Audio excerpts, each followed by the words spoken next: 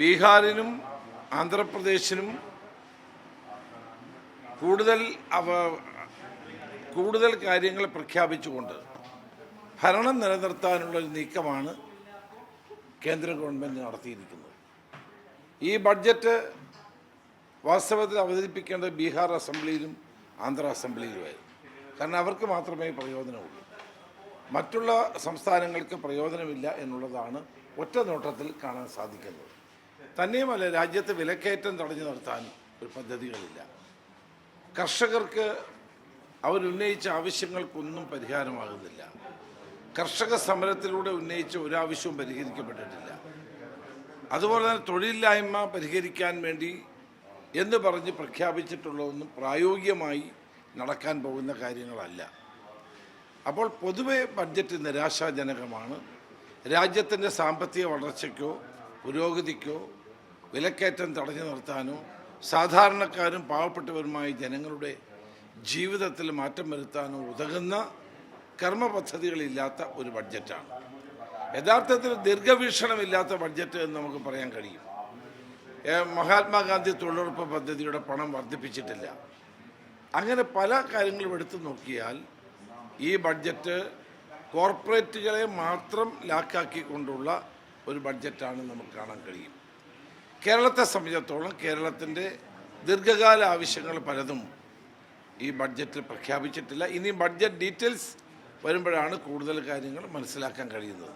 പൊതുവെ പറയുമ്പോൾ കേരളത്തോട് അനുഭാവമില്ലാത്ത അല്ലെങ്കിൽ കേരളത്തോട് പാടെ തഴഞ്ഞ നിലയിലാണ് ഈ ബഡ്ജറ്റിനെ വിലയിരുത്താൻ സാധിക്കുന്നത്. കേരളത്തിൽ 2 മന്ത്രിമാരുണ്ട് കേന്ദ്രത്തിൽ. അതിലൊരാൾ ഇലക്റ്റഡ് ആയിട്ടുള്ള MP കൂടിയാണ്. എന്നിട്ടും കേരളത്തിന് വേണ്ടിയിട്ട് ഒരു പദ്ധതികളുടെ പ്രഖ്യാപനങ്ങളോ ഒന്നും വിഹിതങ്ങളോ ഒന്നും അല്ല. ബഡ്ജറ്റിൽ സാധാരണ ബഡ്ജറ്റ് ഡീറ്റെയിൽസ് കൂടെ നോക്കിയിട്ട് വേണം നമുക്കിനി കൂടുതൽ പ്രതികരിക്കാൻ.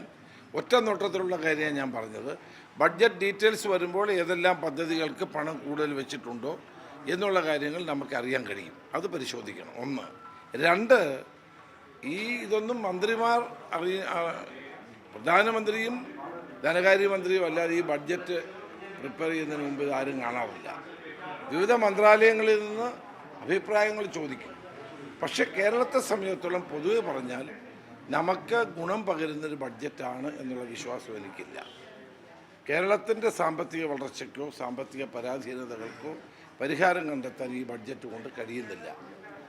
അതോടൊപ്പം തന്നെ കേരളം പോലെ ഒരു ഉപഭോക്തൃ സംസ്ഥാനത്തിന് കിട്ടേണ്ട, ന്യായമായി കിട്ടേണ്ട പല പദ്ധതികൾ, ഉദാഹരണമായിട്ട് നമ്മൾ എയിംസിന് വേണ്ടി ആവശ്യപ്പെട്ടതാണ്, അത് ലഭിച്ചിട്ടില്ല.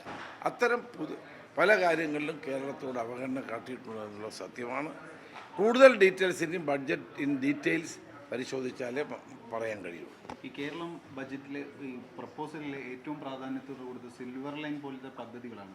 ഇത് തിരിച്ചടിക്ക് ഇങ്ങനൊരു പ്രപ്പോസലും കാരണമായോ? അല്ല, സിൽവർ ലൈനൊന്നും ആരും അംഗീകരിക്കാൻ പോകുന്നില്ല. ജനങ്ങൾ തന്നെ റിജക്റ്റ് ചെയ്തൊരു പദ്ധതിയാണ്. അതൊന്നും അംഗീകരിക്കണമെന്നില്ല. പക്ഷേ കേരളത്തിൻ്റെ ന്യായമായ, ഉദാഹരണം ഞാൻ എയിംസ് ഏറ്റവും ആവശ്യമായൊരു കാര്യമാണ്.